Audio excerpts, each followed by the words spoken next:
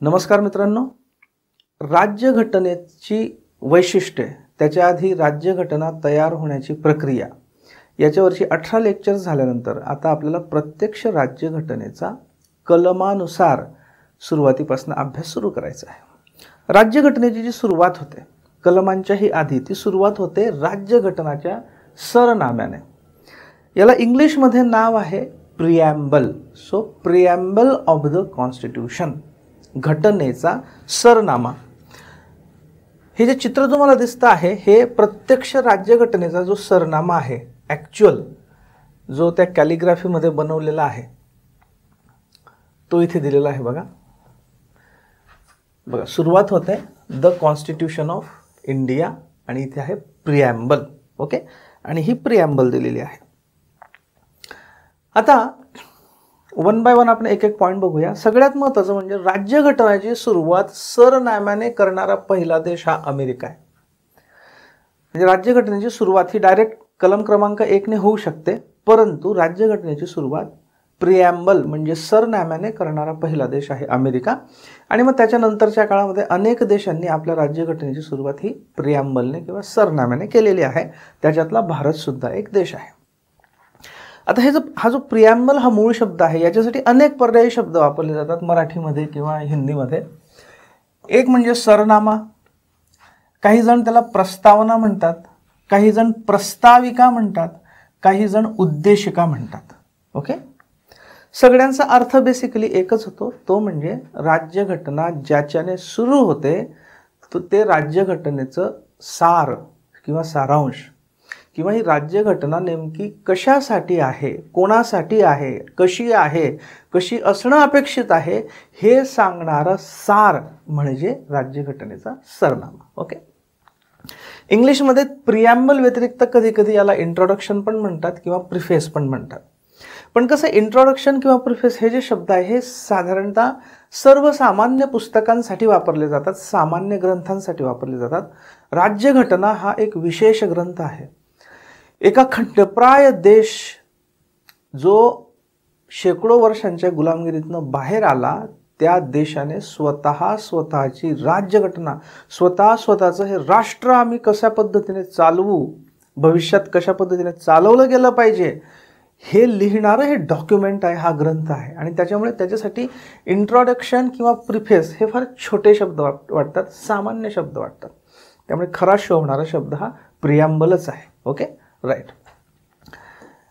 पालखीवाला हे जे घटनातज्ञ किंवा कायदेतज्ञ आहेत, यांनी सरनाम्याला घटनेचे ओळखपत्र किंवा आयडेंटिटी कार्ड ऑफ कॉन्स्टिट्यूशन असं म्हटलेलं आहे।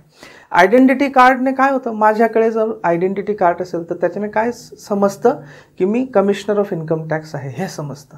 म्हणजे मी काय आहे, माझं पद काय आहे, माझ्या जबाबदाऱ्या काय आहेत, मी कोणाला उत्तरदायी आहे हे माझ्या आयडेंटिटी कार्डवरनं समजतं। राईट, त्याच पद्धतीने घटना काय आहे, कशासाठी आहे, कोणासाठी आहे, कशी असायला पाहिजे याचं इंट्रोडक्शन देणारं, याची ओळख देणारं थोडक्यात जे पत्र आहे, ओळखपत्र घटनेचं, ते म्हणजे सरनामा आहे। आणि म्हणून पालखीवाला यांनी त्याला identity card of the constitution असं म्हटलेलं आहे। ओके, सरनाम्याचा उगम कुठून होतो, तर सरनाम्याचा उगम आहे तो म्हणजे उद्दिष्टांच्या ठरावामध्ये। ओके, याला इंग्लिशमध्ये आपण म्हणतो ऑब्जेक्टिव्ह रिझोल्यूशन। ऑब्जेक्टिव्ह रिझोल्यूशन, आपण ज्यावेळी घटना तयार होण्याची प्रक्रिया बघितलेली आहे त्यावेळी आपल्याला माहित आहे की पंडित जवाहरलाल नेहरू यांनी उद्दिष्टांचा ठराव म्हणजे ऑब्जेक्टिव्ह रिझोल्यूशन मांडलं होतं। कधी मांडलं होतं, 13 डिसेंबर 1946। मला वाटतं पहिल्या किंवा दुसऱ्या व्हिडिओमध्ये आपण हे ऑलरेडी बघितलेलं आहे, पण मी रिपीट करतोय कारण हे महत्त्वाचं आहे। 13 डिसेंबर 1946। ओके, म्हणजे जस्ट जेव्हा 9 डिसेंबरला पहिलं अधिवेशन झालेलं होतं, सुरू झालं होतं, त्याच काळामध्ये त्याच्यानंतर तिसऱ्या वेळी म्हणजे 9, 11 आणि 13 डिसेंबरला 1946 मध्ये पंडित नेहरू यांनी ऑब्जेक्टिव्ह रिझोल्यूशन म्हणजे उद्दिष्टांचा ठराव मांडला। Okay, right. आणि हा उद्दिष्टांचा ठराव 22 जानेवारी 1947 म्हणजे पुढच्या महिन्यात, हे डिसेंबर 46 म्हणजे वर्षाच्या शेवट आणि पुढच्याच महिन्यामध्ये 22 जानेवारी 1947 रोजी हे जे ऑब्जेक्टिव्ह रिझोल्युशन होतं हा घटनेचा उद्दिष्टांचा ठराव होता. हा उद्दिष्टांचा ठराव युनॅनिमसली म्हणजे एकमताने मंजूर करण्यात आलेला होता. या उद्दिष्टांच्या ठरावामध्ये बीज दडलेलं आहे कशाचं? सरनाम्याचं, प्रिॲम्बलचं. राईट. ओके. आता बघा इथे मी मुद्दाम असं कंपॅरेटिव्ह केलेलं आहे की ऑब्जेक्टिव्ह रिझोल्युशन आणि प्रिॲम्बल. ओके, की याच्यामधलं साम्य तुमच्या लक्षात यावं म्हणून मी इकडे हे हा उद्दिष्टांचा ठराव आहे आणि हे हा सरनामा आहे. ओके, तर बघा उद्दिष्टांच्या ठरावामध्ये firm and solemn resolve to proclaim India as independent sovereign republic. Independent sovereign Republic म्हणजे स्वतंत्र सार्वभौम गणराज्य असं उद्दिष्टांच्या ठरावामध्ये म्हटलं होतं. इथे सुद्धा काय आहे बघा, सॉव्हरीन रिपब्लिक. ओके, इंडिपेंडंट तर आत्ता इथे आपण इंडिपेंडंट झालो होतो. उद्दिष्टांचा ठराव ज्यावेळी मांडला जात होता त्यावेळी आपण उद्दिष्टांचा ठराव कधी मांडला गेला होता बघा, 13 डिसेंबर 1946. त्यावेळी आपण स्वतंत्र होतो का? अजून नव्हतो. आपण स्वतंत्र झालो 15 ऑगस्ट 1947ला. म्हणून त्यावेळी इंडिपेंडंट हा शब्द आला होता, कारण तोपर्यंत आपण इंडिपेंडंट नव्हतो. पण ज्यावेळी प्रिॲम्बल, ज्यावेळी घटना स्वीकारली गेली 1949 मध्ये, राईट, त्यावेळी आपण स्वतंत्रच होतो. त्यामुळे पुन्हा स्वतंत्र मेन्शन करायची गरज नव्हती. पण सॉव्हरीन, सार्वभौम, रिपब्लिक हे शब्द इकडे आलेले आहेत बघा. काही ॲडिशनल शब्द आलेले आहेत. डेमोक्रॅटिक आहे जो याच्यात नव्हता. सोशलिस्ट आणि सेक्युलर हे तर 1976 मध्ये इन्क्लूड करण्यात आले. पण थोडक्यात काय बघा, इथला मिरर याचा आरसा इकडे आपल्याला दिसतो. राईट. आता इथे बघा उद्दिष्टांच्या ठरावामध्ये न्याय, जस्टिस, इक्वॅलिटी म्हणजे समानता किंवा समता, फ्रीडम म्हणजे स्वातंत्र्य याचा उल्लेख आलेला आहे. कशामध्ये? उद्दिष्टांच्या ठरावामध्ये. त्याच पद्धतीने आपल्याला आपलं जे प्रिॲम्बल आहे, सरनामा आहे, त्याच्यामध्ये बघा जस्टिस हा शब्द आलेला आहे. इक्वॅलिटी बघा हा शब्द इथे आलेला आहे. फ्रीडम म्हणजेच लिबर्टी हा शब्द इथे आलेला आहे. राईट. ओके.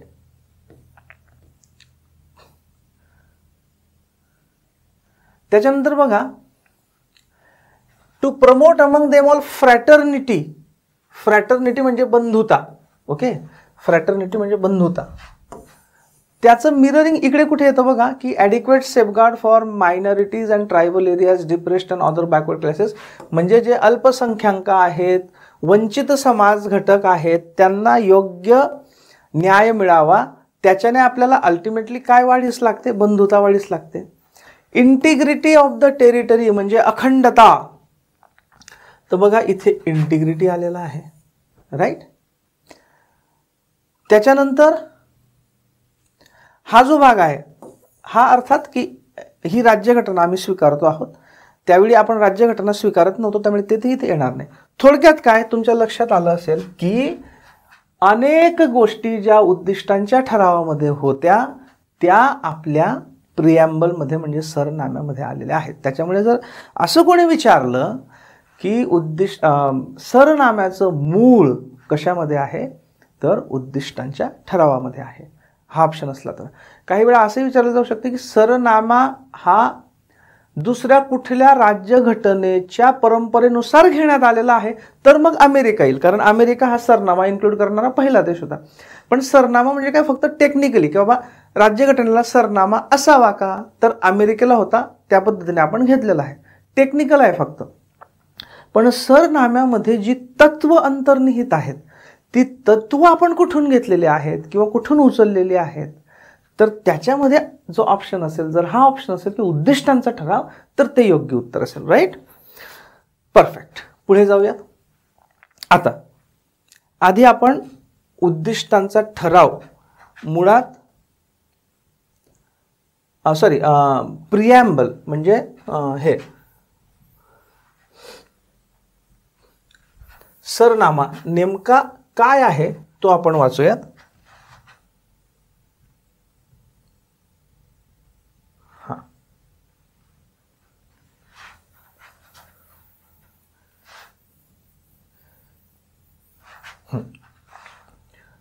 सरनामा काय म्हणतो बघा, वी म्हणजे आम्ही, द पीपल ऑफ इंडिया, भारताची जनता, भारताचे लोक, having solemnly resolve to constitute India into, म्हणजे आम्ही ठरवलेलं आहे की भारताला काय बनवायचं आहे किंवा काय आम्ही बनतो आहोत, काय, सॉव्हरीन म्हणजे सार्वभौम, सोशलिस्ट म्हणजे समाजवादी, सेक्युलर म्हणजे धर्मनिरपेक्ष, डेमोक्रॅटिक म्हणजे लोकशाही, रिपब्लिक म्हणजे गणराज्य. मी मागच्या एका व्हिडिओमध्ये तुम्हाला सांगितलेलं आहे की हा असाच्या असा सिक्वेन्स आपल्याला लक्षात राहिला पाहिजे. याच सिक्वेन्सने सा स ध लो ग, सार्वभौम, समाजवादी, धर्मनिरपेक्ष, लोकशाही, गणराज्य. याच्यात लक्षात ठेवायचं की समाजवादी आणि धर्मनिरपेक्ष म्हणजे सोशलिस्ट आणि सेक्युलर हे जे दोन शब्द आहेत हे 42वी घटना दुरुस्ती 1976ने ॲड करण्यात आले आहेत. Okay, right. मग पहिल्या पॅराग्राफमध्ये काय म्हणतोय आपण की आम्ही कशा पद्धतीचं राष्ट्र असणार आहोत हे इथे क्लिअर केलेलं आहे. त्याच्यासाठी हे 5 शब्द आहेत, ते याच सिक्वेन्सने लक्षात ठेवले पाहिजे. नेक्स्ट, अजून आम्ही काय ठरवलंय, to secure to all its citizens, म्हणजे या राष्ट्राच्या, या भारताच्या सर्व नागरिकांना आम्ही काय द्यायचं ठरवलेलं आहे, त्यांच्यासाठी कशा पद्धतीचं राष्ट्र घडवायचं ठरवलंय. तर काय द्यायचं ठरवलंय त्यांना, जस्टिस म्हणजे न्याय. पण नुसता न्याय नाही, न्याय हा शब्द फार व्यापक अर्थाचा आहे. मग त्यात अजून थोडंसं स्पेसिफिक केलेलं आहे. कुठला न्याय, सोशल म्हणजे सामाजिक न्याय, इकॉनॉमिक म्हणजे आर्थिक न्याय, आणि पॉलिटिकल म्हणजे राजकीय न्याय. सामाजिक, आर्थिक आणि राजकीय न्याय ठरवला आहे की आमच्या या घटनेद्वारे आम्ही देणार आहोत. लिबर्टी म्हणजे स्वातंत्र्य. काय देणार आहोत आम्ही आमच्या नागरिकांना, स्वातंत्र्य. पण कुठलं स्वातंत्र्य, थॉट विचार, एक्सप्रेशन म्हणजे अभिव्यक्ती, थॉट म्हणजे विचार, मी कोणत्याही पद्धतीने माझ्या पद्धतीने विचार करू शकतो. एक्सप्रेशन म्हणजे तो विचार मी व्यक्त करू शकतो. विचार केला आणि माझ्या डोक्यातच आहे ते तर स्वातंत्र्य आहेच मला, पण तो विचार मी व्यक्त देखील करू शकतो, एक्सप्रेस करू शकतो म्हणजे एक्सप्रेशन. बिलीफ म्हणजे काय,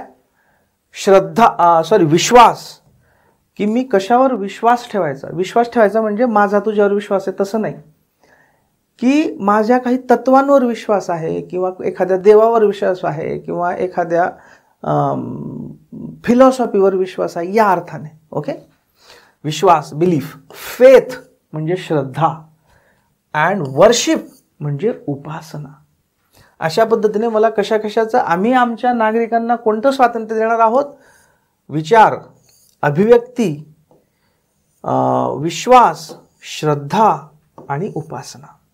त्याचबरोबर आम्ही आमच्या नागरिकांना देणार आहोत इक्वॅलिटी म्हणजे समता. इक्वॅलिटी म्हणजे समता, पण कशाची, स्टेटस, दर्जा. स्टेटस हा शब्द इन्क्लूड करणं का गरजेचं होतं, कारण भारत हा तेव्हाही आणि आता सुद्धा काही प्रमाणात वेगवेगळ्या सामाजिक, धार्मिक, वांशिक, जातीय, भाषिक, प्रांतीय अशा अनेक वेगवेगळ्या भेदांनी, असे वेगवेगळे भेद अस्तित्वात होते. आता कमी प्रमाणात आहेत तरी आहेत, राईट. आणि या भेदांच्या आधारे आता समजा बघा, भेद, डिफरन्सेस हे असणं काही प्रॉब्लेम नाही, पण जर त्याच्या बेसिसवर एखाद्याचं स्टेटस ठरत असेल, म्हणजे मी अमुक जातीचा आहे म्हणून माझं स्टेटस वर आणि मी अमुक जातीचा आहे म्हणून माझं स्टेटस खाली, म्हणजे काय, दर्जा, समाजातला दर्जा हे ठरणार असेल तर ते योग्य नाही. आम्ही भाषा सगळ्या वेगवेगळ्या प्रकारच्या बोलू शकतो, पण अमुक भाषा बोलणारा श्रेष्ठ आणि अमुक भाषा बोलणारा कनिष्ठ असं होणार असेल तर ते ॲक्सेप्टेबल नाही. म्हणून समता ही राज्यघटनेने दिलेली आहे. कशाची? दर्जाची. की कुठल्याही कृत्रिम भेदभावाच्या आधारे दर्जा वर खाली ठरवला जाऊ नये, हे राज्यघटना इन्शुअर करेल. म्हणजे काय? दर्जाची समानता आणि अपॉर्च्युनिटी म्हणजे संधींची समानता. प्रत्येकाला योग्य संधी मिळाली पाहिजे. त्या संधीचा तो उपयोग करो नको करो ही दुसरी बाब, पण त्याला संधी मिळाली पाहिजे, अपॉर्च्युनिटी. ओके. सो समता कशाची? स्टेटस म्हणजे दर्जा आणि अपॉर्च्युनिटी म्हणजे संधी. ओके. अँड पुढे अँड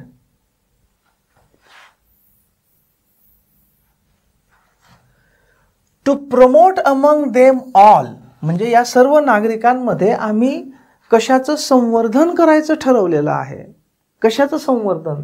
तर फ्रॅटर्निटी म्हणजे बंधुता किंवा बंधुत्व म्हणजे म्हणजे एकमेकांमध्ये आपण भाऊ भाऊ असल्याचा, भाऊ बहीण असल्याचा, बहीण बहीण असल्याचा भाव हा निर्माण करण्याचं ठरवलेलं आहे. पण कशासाठी? कशासाठी? तर ॲश्युरिंग द डिग्निटी ऑफ इंडिव्हिज्युअल, की एखाद्या माणसाची डिग्निटी मेंटेन करण्यासाठी, दर्जा मेंटेन करण्यासाठी, आणि युनिटी म्हणजे एकात्मता निर्माण करण्यासाठी, सर्व भारतातल्या लोकांमध्ये एकात्मता निर्माण करण्यासाठी, अँड इंटिग्रिटी म्हणजे अखंडता. आता एकता आणि अखंडता या शब्दांचा नेमका अर्थ आपण पुढे घेणार आहोत, त्याच्यामुळे एक्सप्लेन करत नाही. इथे फक्त एकच लक्षात ठेवा की बंधुत्व किंवा बंधुता निर्माण करू राज्यघटनेद्वारे, आणि ती कशासाठी? तर व्यक्तिगत कुठल्याही व्यक्तीची डिग्निटी मेंटेन करण्यासाठी आणि राष्ट्राची एकात्मता आणि अखंडता संवर्धित करण्यासाठी. याच्यात एक लक्षात ठेवायचं की हा जो इंटिग्रिटी शब्द आहे म्हणजे अखंडता शब्द आहे, हा शब्द 1976 मधल्या 42व्या घटनादुरुस्तीने अधिकचा टाकण्यात आलेला आहे. म्हणजे आपल्याला आता एक लक्षात आलं की सरनाम्यामध्ये एकूण 3 शब्द हे 42वी घटनादुरुस्ती 1976 पक्क लक्षात ठेवायचं याने टाकण्यात आलेले आहेत. कोणते 3 शब्द? समाजवादी, धर्मनिरपेक्ष आणि हा अखंडता. Okay, right. झालं. मग अशा पद्धतीने ठरवल्यानंतर इन अवर कॉन्स्टिट्युएंट असेंब्ली म्हणजे त्यावेळी घटना समिती होती ना, तर घटना समिती स्वीकारत होतं ही. तर आम्ही या घटना समितीमध्ये दिस 26th डे ऑफ नोव्हेंबर 1949, कारण या दिवशी राज्यघटना स्वीकृत केली होती आपण 26 नोव्हेंबर 1949, की या दिवशी या घटना समितीमध्ये आम्ही ॲडॉप्ट म्हणजे अंगीकृत म्हणजे आम्ही ही स्वीकारतो आहोत. स्वतः आम्हीच तयार केलेली गोष्ट आम्ही तयार करायला बसलो होतो. जवळपास 2 वर्षापेक्षा जास्त काळ आम्ही बसलो. आम्ही ठरवलं की आमची घटना अशी अशी असेल, आणि ती ठरवल्यानंतर आम्ही सगळ्यांनी मिळून आता जे काही भेद होते, डिफरन्सेस ऑफ ओपिनियन होते, मतभेद होते, हे सगळं आम्ही चर्चा करून आता सोडवलेलं आहे आणि या पद्धतीने ही घटना तयार केलेली आहे. ही घटना आम्ही सगळे मिळून अंगीकृत करत आहोत म्हणजे ॲडॉप्ट करत आहोत. इनॅक्ट म्हणजे अधिनियमित करत आहोत, म्हणजे हिला आम्ही आता अधिनियमित म्हणजे काय? राष्ट्राचं एक legal document, okay, constitutional document, एक संवैधानिक कागदपत्र म्हणून आम्ही त्याला इनॅक्ट म्हणजे ॲक्च्युली अधिनियमित करत आहोत. Adopt, enact and give to our selves आणि स्वतः प्रती आम्ही ते अर्पण करत आहोत. आम्ही म्हणजे काय? आम्ही म्हणजे नुसती घटना समिती नाही. घटना समिती ही सर्व जनतेचं प्रतिनिधित्व करत होती, जनतेच्या प्रतिनिधींची ती सभा होती. म्हणजे आम्ही म्हणजे सुरुवात कशाने आहे? We the people of India. Okay, सुरुवात कशाने? We the people of India. म्हणजे आम्ही हे सगळं कोण बोलत आहोत? सगळे भारताचे लोक बोलत आहोत.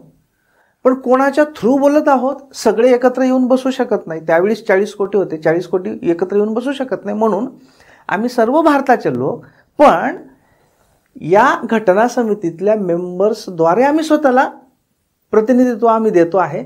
यांच्याद्वारे आम्ही सर्व भारताचे लोक ही राज्यघटना स्वतःला अर्पण करत आहोत. Give to our self this constitution. Okay, या पद्धतीने आहे. याचा मराठी मी तुम्हाला फक्त वाचून दाखवतो.